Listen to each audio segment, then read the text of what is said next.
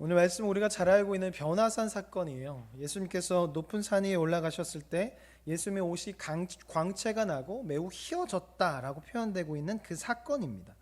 근데 먼저 2절 말씀을 보면 엿새우가 나오거든요. 근데 이 엿새우에 대해서 일반적으로 예수님께서 자신의 순환과 그리고 죽음 그리고 부활에 대해서 설명하시고 난 후에 제자들에게 어떤 반응을 보이는데 그 반응을 보이고 난 후 6일째 된 6일이 지났다라고 그렇게 봅니다. 그러면 그때 어떤 일이 있었나? 6일 전에 어떤 일이 있었냐면 예수님께서 제자들에게 질문을 해요. 사람들이 나에 대해서 무엇라 하느냐라고 말이죠. 이미 예수님은 엄청 유명해지셨습니다. 이 많은 사람들을 고쳤고 회개 메시지를 전했고 귀신 들린 자도 고쳤고 눈먼 자를 고치기가 힘들다는 것을 어제 말씀드렸습니다. 그러니까 죽은 자를 살리는 것보다 눈먼 자를 눈뜨게 하는 것이 당시의 유대 사회 안에서는 더 어려운 것이라고 여겨졌는데 그 눈먼 자도 예수님께서 고치셨죠. 그러다 보니까 예수님이 이미 유명 인사가 됐습니다. 그래서 많은 사람들이 어떤 사람들은 예수님은 선지자로 또 어떤 사람들은 이 나라를 로마로부터 구원할 그런 건져낼 분으로 또 어떤 사람은 치유자로 생각했어요. 그 가운데 예수님께서 제자들에게 물어보시는 거예요. 사람들이 나를 누구라 하느냐라고 말이죠. 근데 이 질문은 이후에 있을 그 질문을 하기 위해서 먼저 선 질문한 겁니다. 그 다음에 하는 질문 이거죠.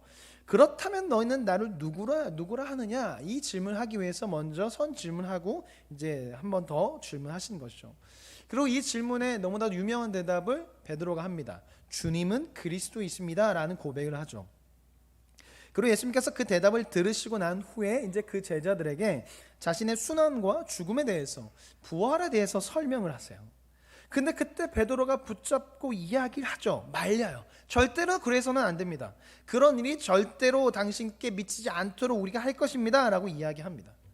그러니까 베드로와 제자들은 예수님을 향해서 그리스도라고 고백을 했지만 실은 정치적인 메시아, 군사적인 메시아, 강한 메시아를 생각하며 그렇게 고백한 거예요.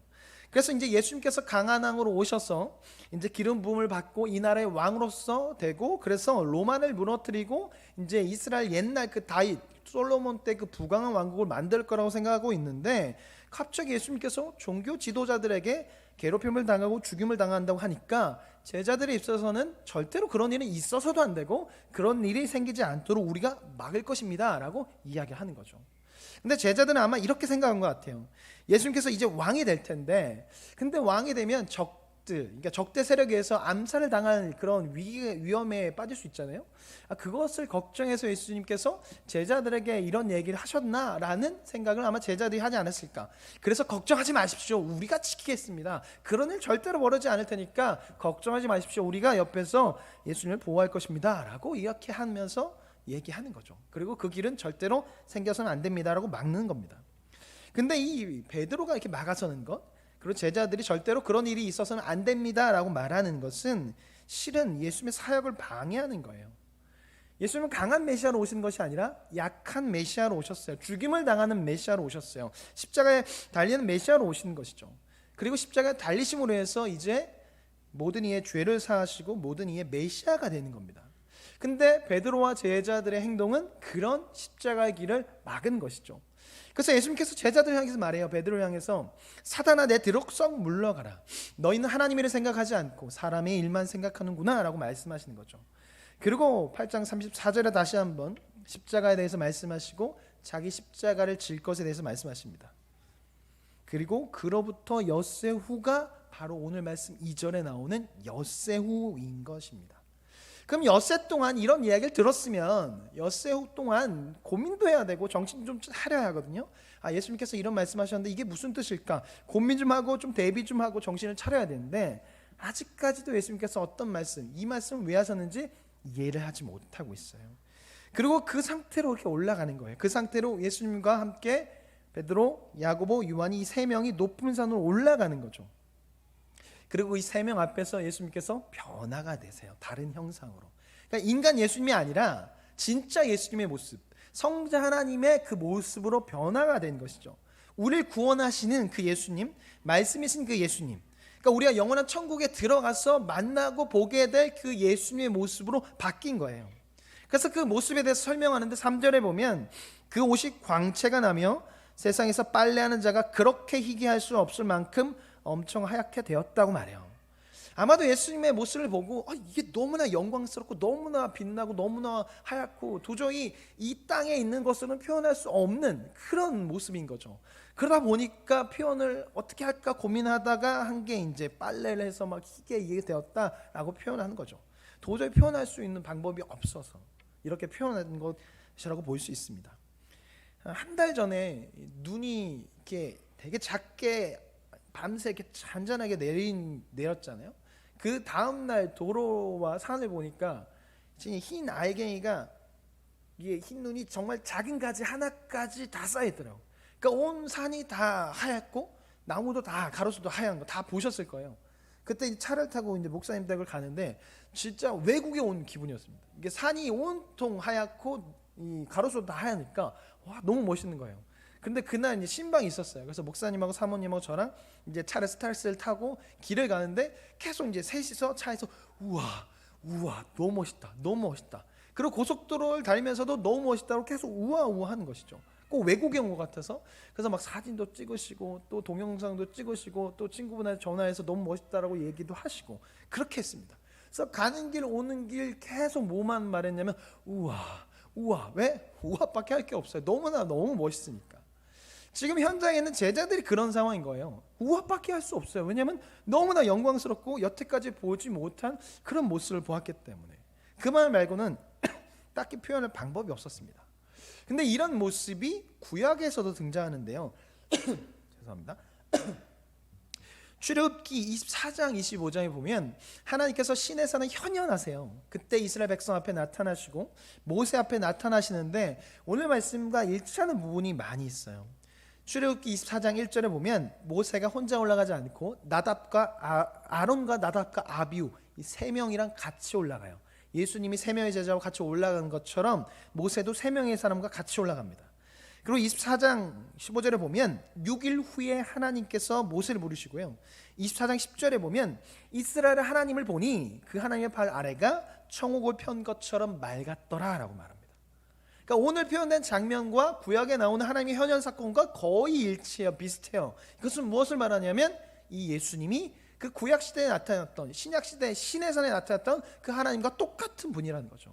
이 예수님이 그 하나님의 아들, 하나님으로서 나온 그 하나님의 아들이라는 것을 나타내는 장면이에요. 또한 모세가 나왔고 엘리야가 등장했는데 이것도 마찬가지입니다. 이 모세와 엘리야의 등장으로 해서 예수님이 어떤 분이시고 또 그 하나님의 나라가 시작되었음을 보여주는 건데요. 모세를 통해 이스라엘 민족은 출애굽을 했습니다. 그리고 그로 인해서 이스라엘 나라가 시작이 되었죠. 신명기 18장 15절에 보면 너와 같은 선지자, 그러니까 모세가 얘기하죠. 백성들에게 하나님께서 나와 같은 선지자 하나를 세우실 것이다 라고 말하셨죠. 그 선지자가 바로 예수님이에요. 새로운 이스라엘을 인도할 그 선지자가 바로 예수님이라는 것을 나타내고 있고, 엘리야의 등장도 마찬가지입니다. 엘리야는 유대인들의 생각 안에 메시아가 오기 전에 준비할 자, 예비할 자로 이미 알려져 있어요. 왜냐하면 말라기 4장 5절에 보면 하나님의 나라를 준비할 자에 대해서 말할 때 엘리야를 말하거든요.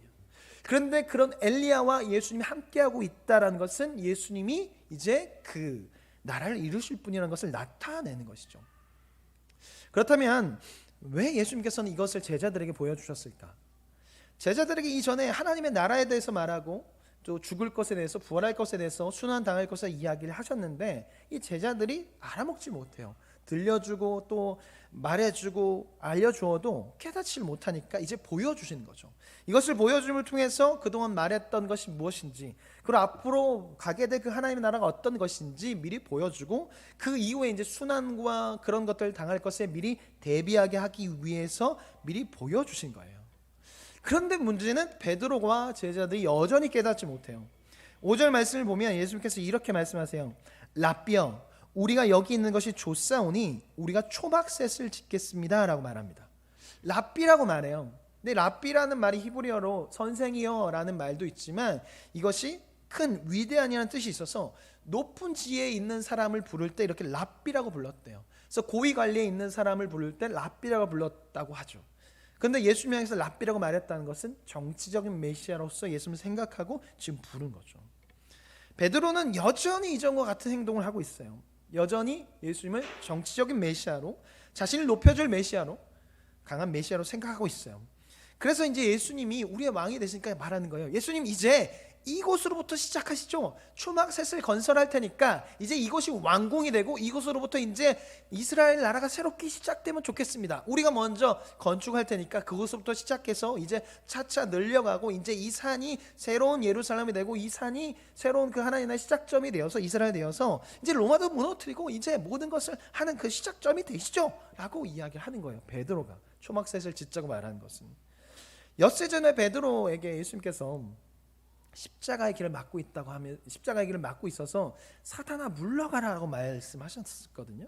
근데 그 소리를 들었음에도 오늘 말씀에서 또다시 베드로는 예수님께서 가시는 그 길을 막고 있는 거예요. 이들은 여전히 깨닫지 못한 채 이런 행동을 하는 것이죠. 근데 우리의 신앙생활에도 마찬가지예요. 우리의 신앙생활에서 십자가는 절대로 빠져서는 안 됩니다. 기독교에서 십자가 빠진다는 건 말이 안 되고 복음에서도 십자가 빠지면 말이 안 됩니다. 그러니까 기독교에서 십자가 빠지고 복음에서 십자가 빠진다면 그건 가짜가 되는 거예요. 십자가에 죽음이 없고 고통이 빠진 채로 잘됨만 이야기하고 부활만 이야기한다면 그것은 가짜 복음이 되는 거죠. 근데 많은 사람들이 그런 것을 꿈꿔요. 그런 신앙생활, 그런 삶을 꿈꿉니다. 잘 되기를 바라고 고통 없이 좋은 일만 가득하길 바라고 베드로처럼 그냥 산 위에서 그렇게 초막을 짓고 살기를 바라요. 그리고 세상은 그런 것을, 그런 생각을 갖도록 유혹을 합니다. 기복신앙을 갖도록 유혹을 해요. 십자가가 없어도 된다고, 고통이 없어도 된다고 그렇게 유혹을 합니다. 근데 죽음이 없으면요 부활도 없어요. 십자가를 거치지 않고서는요 부활로 갈 수가 없어요. 구원으로 나아갈 수가 없는 거죠. 예수님께서 계신 그곳으로 갈 수가 없습니다. 그래서 예수님께서 8장 33절에 사탄아 물러가라 라고 말씀하신 후에 35절에 보면 자기 십자가 없이 구원코자 하는 자는 구원을 할 수 없고 자기 십자가를 지고 가는 자만이 구원에 이를 수 있다고 말씀하시는 거예요. 그래서 이 하나님의 나라는요 일반적인 나라랑 달라요. 일반적인 상황에서는요 들어갈 수가 없는 나라예요. 죽어야 합니다. 그리고 그 죽음에서 부활해야 그 나라에 들어갈 수 있어요. 십자가를 지고 가는 자만이 들어갈 수 있는 나라예요. 그 나라에 들어가는 사람은요 자기 십자가를 지고 가는 사람이에요. 예수님과 함께 죽고 다시 태어날 때 새롭게 변화되어서 그 나라에 들어갈 수 있는 것이죠. 그래서 오늘 말씀에 등장하는 이 두 명의 사람, 엘리야와 모세의 삶을 보면 너무나 어려운 삶을 살았어요. 모세를 먼저 말씀을 드리면 모세는 이스라엘 백성을 출애굽시키기 위해서 자신의 삶과 터전을 버려야 했습니다. 포기해야 했어요. 하나님의 나라를 출범시키기 위해서 가족과 이별을 해야 했으며 두려움을 내려놓고 애굽으로 가야 했어요. 자기 십자가를 진 것이죠. 그뿐만 아니라 광야에서 그 이스라엘 백성 말 지지도 안 듣잖아요. 엄청나게 듣지 않고 반항적인 이스라엘 백성을 광야에서 가나안 땅으로 인도했습니다. 이 때문에 엄청나게 고생했어요. 근데 모세는 포기하지 않고 자신이 해야 할 일 끝까지 했습니다. 그러다 보니까 모세가 점점 온유해지는 거죠. 계속 그런 걸 당하고 기도하고 화나는 거 하나님께 말씀드리고 그래서 계속 변화되다 보니까 모세가 지상에서 가장 온유한 자가 된 것입니다. 엘리야도 마찬가지예요. 엘리야는 왕과 왕식으로 백성에게 메시지와 그리고 여러 가지 이적을 통한 메시지를 전함을 통해서 하나님의 뜻을 전했어요. 근데 그 가운데 죽을 뻔했죠. 그래서 우울증도 걸리고 나 그냥 죽었으면 좋겠어요. 차라리 죽여주세요. 이런 말을 할 정도로 고생을 했습니다. 우리가 들어가는 하나님 나라도 그래요. 그 나라는요 일반적인 삶이나 평범한 삶을 살아가는 자는 들어가는 곳이 아니에요. 세상 사람들이 보았을 때 정상적이 않는 삶을 살아가는 사람들, 평범해 보이지 않는 자들이 들어가는 곳이에요. 왜냐하면 그곳에 들어가는 자들은 한번 죽고 다시 살아난 자들, 그래서 변화된 자들이 들어가는 곳이기 때문입니다. 십자가를 지고 살아가는 자들이 들어가는 곳이에요. 베드로가 바랬던 것처럼 초막이나 짓고 기적만 바라고 아무것도 안 하면서 살기를 바라는 자들이 들어가는 곳이 아니에요. 그곳은 십자가를 지는 자들이 들어가는 곳, 예수님과 함께 죽고 다시 살아난 자들이 들어가는 곳입니다. 예수님은 그런 삶을 사셨고 모세도 엘리야도 그런 삶을 살았어요. 그래서 하나님께서 예수님을 통해 세우신 나라는 그런 나라입니다. 그런데 예수님께서 오시면 그 나라가 역전이 돼요. 그 나라는 이제 고통도 없고 아픔도 없습니다. 그리고 이 땅에서 그 십자가를 지고 살아간 사람들에게는 이제 그 나라가 허락돼서 그 나라에 들어가는 거예요. 그런데 그것이 아니라 반대로 살아갔던 사람들, 그런 사람들이 이제 역전이 되죠. 그래서 이제 그 나라에 들어가는 사람들, 그렇게 십자가를 지지 않고 살았던 사람들은 이제 역전되어서 고통과 아픔이 가득한 나라에서 영원히 살아가게 되는 거예요. 그렇다면 우리는 어느 나라를 꿈꿔야 할까요? 이 땅에서 예수님을 따라 살아가며 나의 십자가를 지고 살아가다가 예수님 오실 때 역전되는 그 나라를 꿈꾸며 살아가야 하는 거예요. 근데 그런 삶을 살아가는 것이 쉽지가 않아요. 그래서 믿음이 없으면요, 확신이 없으면요, 그런 삶을 살아갈 수가 없습니다. 그 나라에 대한 확신이 있어야 되고 예수님에 대한 확신이 있어야 돼요. 그래야 이 땅에서 그런 삶을 살 수 있습니다. 그래서 우리는 날마다 기도를 통해서 그 믿음을 구해야 하고 말씀을 통해서 확신을 가지며 살아가야 돼요. 만약 그 확신이 없으면 두려움으로 인해서 십자가를 지는 것이 아니라요, 십자가를 버리고 세상을 향해 나아가요. 그래서 세상이 주는 평화를 쫓는 것이죠. 베드로는 그렇게 산 위에서 초막을 짓고 살자고 한 거예요. 그러네요. 예수님께서요, 그 사건 이후 바로 원래 모습으로 돌아오세요. 다시 이전과 같이 그냥 평범한 모습으로 돌아오세요. 왜냐하면 이들은요, 산 위에 있을 것이 아니라 산 아래로 내려와야 하고요, 예수님도 그 산 위에만 있는 것이 아니라 이제 뭐 하러 가셔야 돼요? 십자가 지러 가셔야 돼요. 그리고 제자들도 그 십자가를 져야 해요. 제자들은 이제 산 아래에서 내려와서 이제 세상 가운데 살아가야 해요. 그래서 이 제자들이 그 산 위에서 본 것만 가지고 그런 삶을 꿈꾸면서 그냥 이 땅에서 그렇게 살아갈까봐 그 얘기를 하지 말라고 하신 것이고, 변화된 모습에서 일반적인 모습으로 계속 유지하신 거예요. 부활하실 때까지. 제자들이 그런 편한 삶만 꿈꾸지 않게 하기 위해서, 십자가를 지게 하기 위해서. 모세가 이끌었던 이스라엘도 마찬가지입니다. 그들에게 있어서 시내산은 훈련의 장소였지만 하나님께서 임재하신 임재의 장소였어요. 시내산에서 여러 가지 것들을 보았고 하나님의 임재를 경험했죠. 그러나 그들은 시내산에만 머물러 있으면 안 돼요. 왜냐하면 그들의 목적지는 시내산이 아니죠. 가나안 땅입니다. 하나님께서 예비하신 땅은 가나안 땅이에요. 그래서 그들은 그 시내산을 떠나서 내려와야 하는 거죠. 가나안 땅으로 가야 하는 것이죠. 근데 가는 길이 만만치가 않습니다. 그들은 전쟁을 대비해야 합니다. 들짐승에도 대비해야 해요. 사방 온통 위험 투성이로 가득 차 있어요. 그리고 불편함도 있고요, 귀찮음도 있어요. 내려가려면 뭘 챙겨야 돼요? 성막, 엄청나게 있는 그 성막을 챙겨야 하고요, 또 자신들이 사는 그 텐트, 장막도 챙겨야 하고요, 가축들도 끌고 가야 되고요, 어른도 챙겨야 하고요, 그 아이도 챙겨야 돼요. 그러다 보니까 그들은 시내산을 떠나고 싶지 않았어요. 계속 그곳에서 살고 싶었을 겁니다. 그런데 그러면요, 그들은 하나님께서 예배하신 그 하나님의 나라, 그 나라 가나안 땅에 들어갈 수가 없어요. 그래서 그들은 자기 짐을 지고 그 산에서 내려와 그 땅으로 가야 합니다. 세상으로 나가야 돼요. 광야로 나가야 돼요. 그래야 광야를 건너 가나안 땅으로 들어갈 수 있는 거죠. 그들은 시내산에서 내려와서 광야를 거쳐서 그 나라로 들어갔어요. 누가? 그 과정에서 믿음을 가진 자만이, 그리고 확신을 가진 자만이 그 가나안 땅에 들어갔어요. 우리도 마찬가지예요. 그 나라에 들어가기 위해서는 믿음 가지고 확신 가질 때 들어갈 수 있습니다. 근데 세상은 유혹을 해요. 두려움을 줘요. 그래서 십자가를 포기하도록 만듭니다. 그래서 다른 곳을 통해서도 괜찮다, 그 길이 아닌 다른 길도 있다, 그래서 많은 사람들도 그 길을 가지 않냐, 그래서 유혹하고 넘어가게 하고, 그래서 많은 사람들이 그런 생활을 합니다. 그런데 우리가 그런 것에 넘어가지 않으려면요, 그 나라에 대한 확신이 분명하게 있어야 하고요, 그 나라에 꿈꿔야 돼요. 그리고 그것은 기도를 통해서 대비할 수가 있습니다. 예수님께서 계속 새벽 미문마다 기도하시고 습관을 따라 기도하러 가셨고 제자들에게 기도하라고 하신 이유는 바로 그 이유예요. 그 기도를 통해서 하나님을 만날 때, 예수를 만날 때 대비할 수 있거든요. 그리고 그것을 통해서 이 세상이 주는 평안이 아니라 하나님이 주는 평안을 얻어서 그것을 쫓거든요. 그리고 확신을 갖거든요. 잠시 잠깐 누린 이 땅에서 평안을 찾는 것이 아니라 영원히 누릴 수 있는 그 평안을 꿈꾸며 이 땅에서 누리다가 예수님 오시면 그 나라에 들어가는 것이죠. 우리는 그런 삶을 살아가야 합니다. 그리고 그러기 위해서는 어제도 말씀드렸지만 우리의 눈이 한 번 더 떠져야 돼요. 그래서 그 나라를 볼 수 있고 예수님을 바라볼 수 있어야 합니다. 제자들은 아직 눈이 한 번밖에 안 떠졌어요. 그래서 예수님께서 자신에 대해서 이야기하고 그 나라에 대해서 이야기하고 하셔도 죽음과 부활에 대해서 이야기해도 못 알아먹어요. 아직 눈이 덜 떠져서. 근데 제자들이 성령의 충만을 받고 두 번째 눈이 떠졌을 때 어떻게 됩니까? 확신 가지고 십자가를 지고 그 나라를 꿈꾸며 살아가요. 그 나라를 전파하죠. 이제 예수님 말씀이 무엇인지 알아먹었어요. 그 말씀을 따라 이제 살아가게 돼요. 그리고 자신이 그동안 경험했던 것이 이제 새롭게 보이는 것이죠. 그래서 새롭게 깨닫게 되고 자신의 어리석음을 발견하게 되고 진정 하나님의 나라가 무엇인지, 예수님의 뜻이 무엇인지 보게 됩니다. 그래서 이전 것은 버리고 새로운 삶을 살아가게 되죠. 그래서 그들은 날마다 자기 십자가를 지고 살아갑니다. 우리도 날마다 그 두 번째 눈을 떠야 돼요. 첫 번째 눈만 뜨는 것이 좋은 것이 아니라 두 번째 눈을 떠야 되는데 세상은 첫 번째만 떠도 괜찮아. 그렇게 살아가도 괜찮아. 많은 사람들이 그렇게 살아가잖아. 교회에서도 첫 번째 눈만 뜨고 그렇게 살아가잖아. 라고 그렇게 생각하도록 만듭니다. 하지만 우리는 두 번째 눈을 떠야 해요.